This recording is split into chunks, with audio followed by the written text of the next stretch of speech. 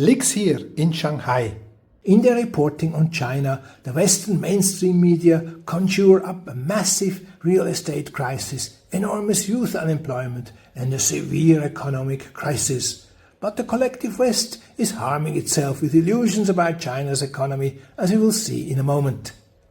China is in the midst of a profound economic crisis. The Time magazine starts its most recent report on China. Bad China news from Western media is nothing new. Last year and in the years before, there was a lot of bad news in the American media about the supposedly critical state of the Chinese economy. Not surprisingly, the American loyal European media repeat the American doomsday scenarios about China. The British neoconservative anti-China mouthpiece, The Economist, has been announcing one Chinese failure after another on its front page for more than a decade. Now the clamor about China's alleged economic crisis has reached new heights in the Western media. Against their better judgment, even Western correspondents based in China are spreading reports about China's alleged major crisis. German journalist Matthias Kamp, Beijing correspondent for the leading Swiss newspaper NZZ, for example, reported that restaurants and stores in Beijing are closing by the dozen, using this example, which he did not substantiate, to illustrate the allegedly catastrophic state of the Chinese economy. The title of his alarmist article was "China's rulers are on high alert due to the economic crisis." But when I looked around Shanghai recently, I found full restaurants and busy shops. Contrary to the media, however, we should not take this as a sign of the health of the Chinese economy. The situation in China is much more nuanced than the Western media portray it. Many Chinese are certainly disillusioned and disappointed that the partially saturated economy will have to make do with lower growth rates from now on. Chinese business people I have spoken to believe that citizens have become accustomed to the very high annual growth rates over many years. However, it is completely absurd to talk about the general crisis because the economy is growing overall, with individual sectors growing very strongly and others, such as the real estate sector, stagnating or shrinking. There is no doubt that the property sector, which was a driver of the economic boom for years, is in crisis. Since 2021, it no longer contributes anything to growth. This is shown in the following chart. However, what the Western media deliberately overlook is that the real estate sector no longer plays a decisive role in the Chinese economy and no longer has the potential to drag the economy into the abyss. Nevertheless, it still influences consumer sentiment. The industrial sector is booming all the more. The 5 strongest sectors that are currently satisfying both rising domestic demand and foreign demand are 1. Solar module manufacturing, 2. Car manufacturing, 3. Aircraft manufacturing, 4. Boat building, and 5. The construction of alternative fuel vehicles. These 5 sectors have also increased their exports by 20 to 28% this year. What you could not learn from the Western mainstream media is that Chinese banks' lending for real estate peaked in 2018 and has been systematically reduced since then. In contrast, loans for productive sectors and industries of the future have been significantly expanded since 2019. This means that the economy has been steered away from the property zombie industry and towards growth industries via lending for the past 5 years. Artificial intelligence is currently the fastest growing industry of the future. More than 237,000 AI companies were founded in China in the first 6 months of this year. The government's new stimulus packages are not an act of desperation, as the Western mainstream media would have us believe. In view of the intensified trade war that the US and its allies want to wage with all their might against China, this is a necessary stimulus for domestic consumption. My interlocutors among Chinese business people are convinced that this transition phase, in which dependence on Western markets will inevitably be reduced, will initially cost China a few painful % of growth, especially if domestic demand is not strong enough to compensate for the losses on the export side. In contrast to the West, where there is a lot of talk about an alleged economic crisis in China, China's government does not think in terms of short-term economic cycles. Nor do companies think in terms of quarters and quarterly financial statements. An economy with Chinese characteristics means focusing on strategic strength that will pay off in the long term. These will determine what China's economic future will look like. It is assumed that 64 critical technologies will determine the future of the world. China dominates 90% of them. 20 years ago, the USA still dominated 60 of these 64 technologies. This is according to a report by the China Critical Australian Strategic Policy Institute, a think tank financially supported by the US State Department and the US military-industrial complex. In recent decades, China has flooded almost the entire world with cheap industrial products. To achieve this success, Chinese companies initially copied Western technologies and applied them to mass production.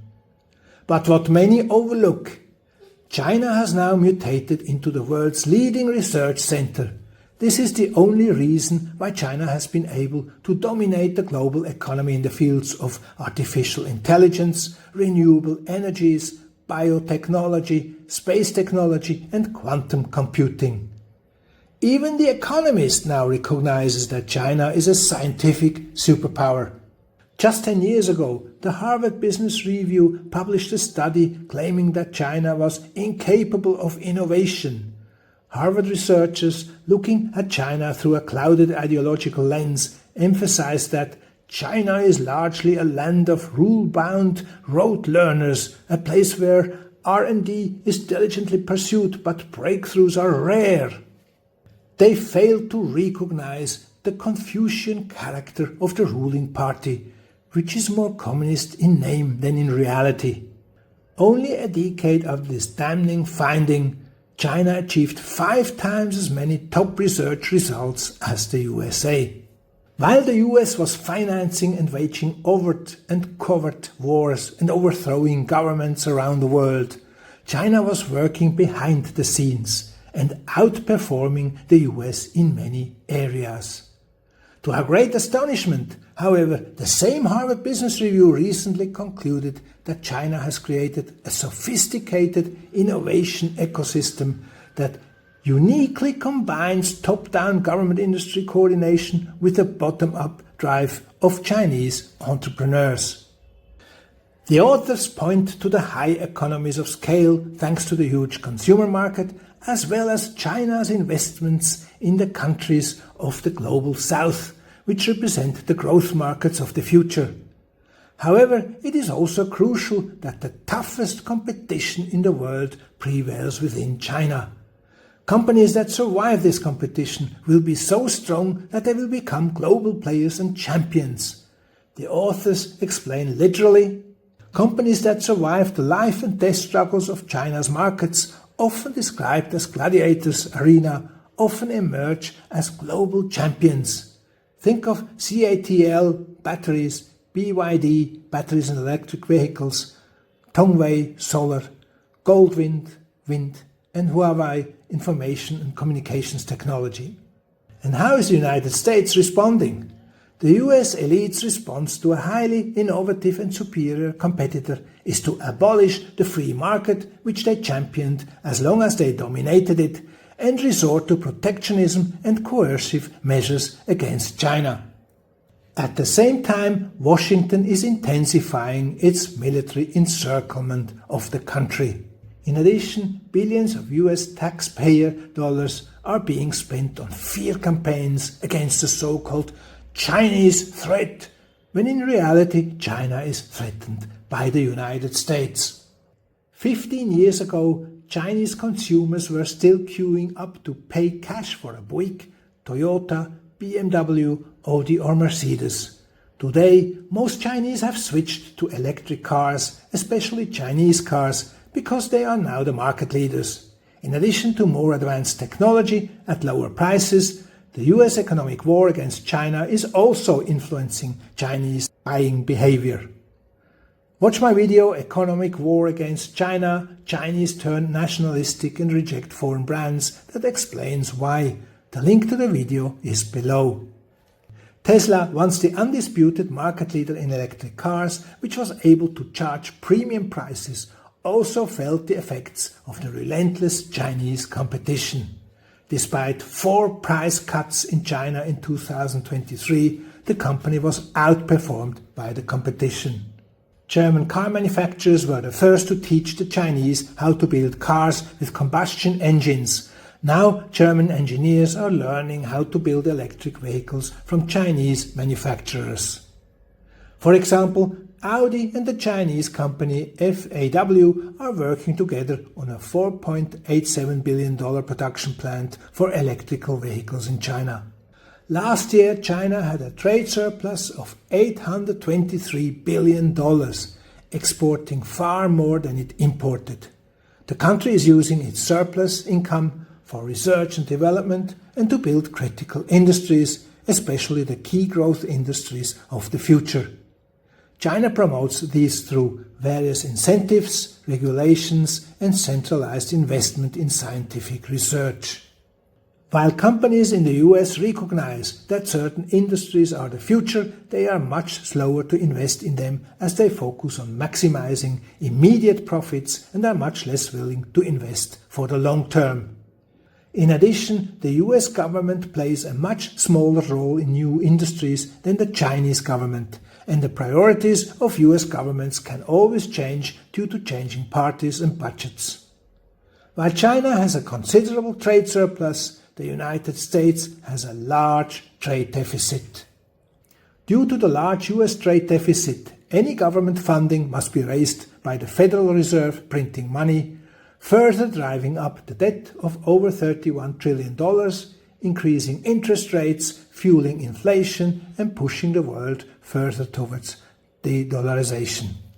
The large trade surplus and China's whole-of-nation approach to innovation allows the country to mobilize almost unlimited government funds in addition to the enormous resources invested by private companies. From 1995 to 2021, China's total spending on research and development rose from $18.2 billion to $620.1 billion, an increase of over 3,000%.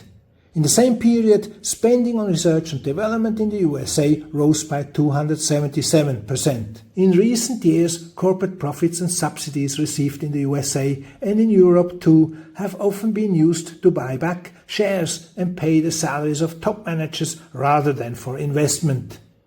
In the meantime, China has become a leading center for cutting-edge scientific research. The Economist admits that Chinese scientists are world leader in high-profile publications and contributions to prestigious scientific journals selected through rigorous peer review. No area illustrates China's technological lead better than clean tech. Today, China accounts for more than 80% of global production capacity in 11 key clean energy technologies. China dominates the rare earth supply chain. It produces 70% of the world's rare earths and processes 90% of all rare earths.